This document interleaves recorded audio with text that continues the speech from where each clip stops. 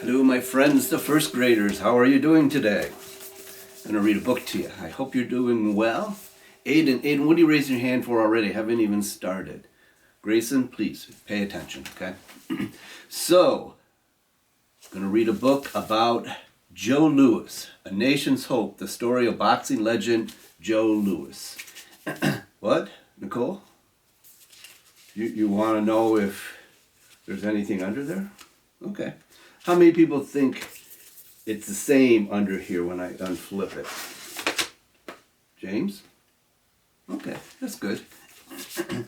And Hermione, same or different? Oh, okay. Okay. How many people, thumbs up, how many people think it's the same? Okay. Ethan, how do you think it's different?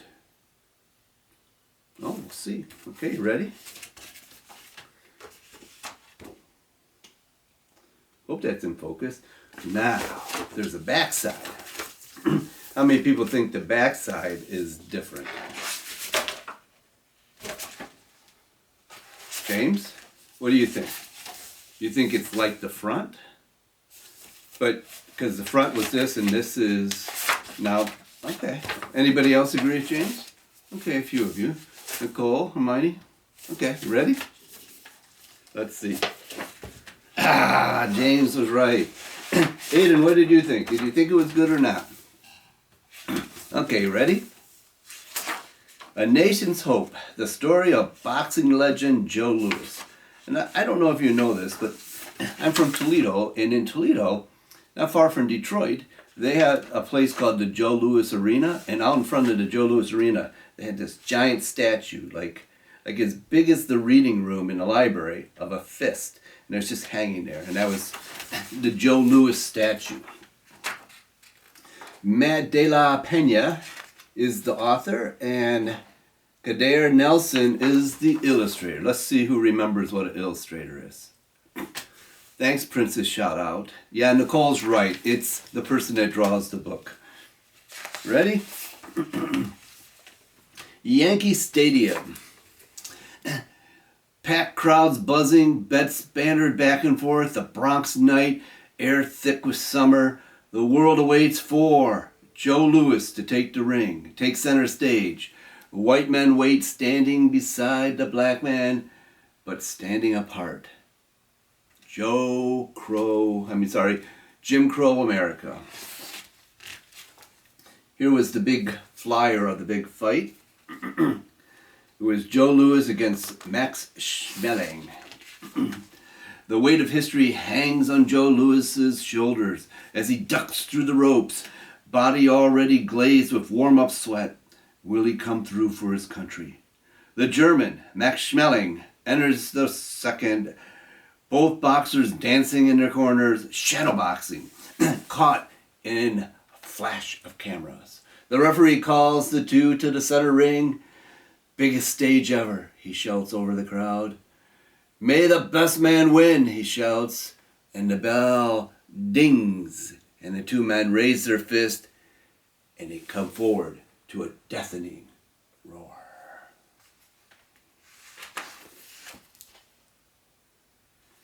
But the crowds didn't always roar for Joe Louis. He didn't speak until he was 6, and when he finally spoke, he stammered. He was ridiculed. Words spinning just beyond Joe's grasp, and with black skin he passed through the children's in shadows. Yet there was something about his hands, so big, so powerful. Nights he'd stare down at those hands, and he'd dream. Joe's mom said it was music, and one morning sent him out with gathered change from violin lessons.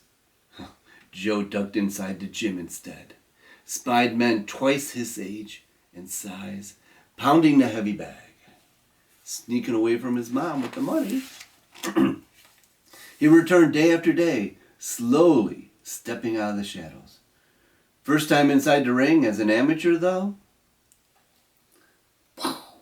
his opponent was a blur of fists and footwork, and he sent Joe to the canvas a couple times. Yeah, Aiden? Oh, really? Okay. Yeah, Teddy did box. He told me about it. He's okay boxer. Bruised jaw and bruised ego, but Joe came back. He watched older boxers spar and listened and grew into his body.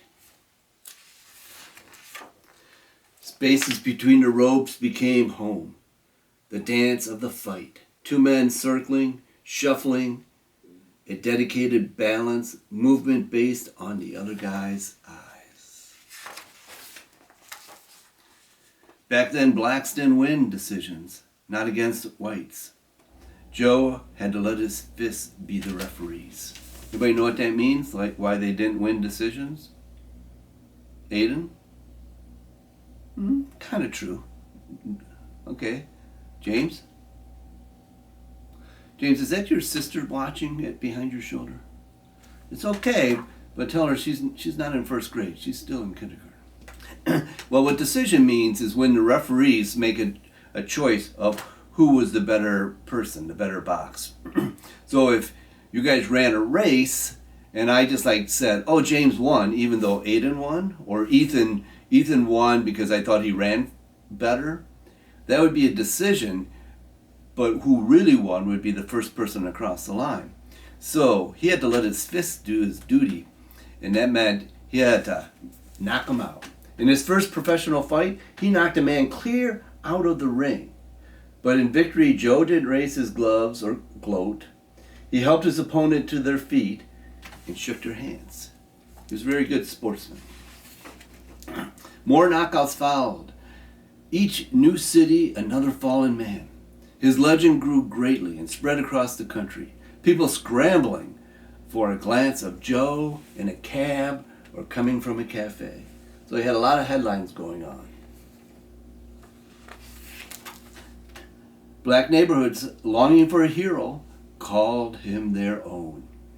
Found Joe and danced his every triumph in the street.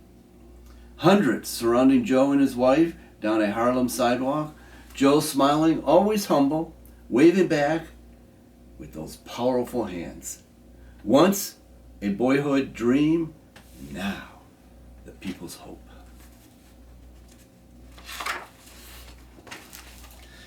But at the height of Joe's fame, Hitler's Germany caught him with a glove down, and Joe woke up on his back. Devastated, he covered his face before leaving the ring. Shadows once again falling and a taste of failure. Harlem streets went silent. His first loss, and it was against Germany. Joe healed and vowed to battle back. He worked even harder as the world threatened war around him. Word leaked about the Nazis were filling concentration camps in Europe just as Joe got another shot at the German. It was now more than just blacks who needed a hero. It was all of America. This was right around before World War II when we were about ready to go to war. 70,000 erupted as Joe leaped from his corner at the bell. An entire stadium leaning on their toes, holding their breath. Grayson, are you paying attention? Ears glued to the radio. Every home, every city, the entire world stopped. Its fate seemingly all in Joe's hands. No, I don't think you can handle it. No, why? Why would you be shouting out? Aiden shouted out. James, thumbs up or down? Okay, I can trust you? Okay. Instead of waiting this time, Joe is first to strike. He jabs and he retreats and jabs again. His gloves never dropping an inch.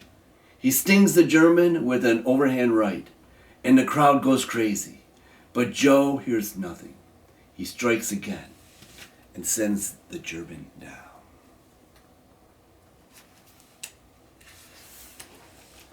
Soon as the German is up, Joe is on him again. A relentless fury of gloves and passion. The weight of the moment lifting, shadows disappearing. the German goes down again and again until his corner man throws in the towel. And the referee waves Joe away. In boxing, if you have people on your side and you have people on the other side, and if your corner, the people that are on your side, your coaches and stuff, think you're losing really bad, they throw in a towel and that tells the referee, stop the fight, we give up. And that's what happened right here. The guy was down and their corner knew that Joe Louis would just keep pumping him in. Just like that, it's over. Joe has shocked the world. The entire standing stadium in pandemonium. White men hugging black men, and black men hugging back. We have a new champ. The streets of Harlem once again dancing for their hero. But all of America dancing this time.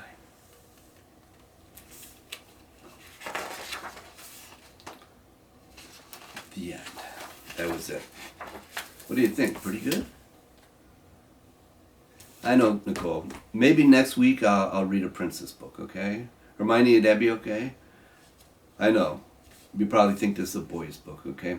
Hey guys, I really miss you a lot. Grayson, you win any argument with your mom what the right sandwiches to eat for lunch?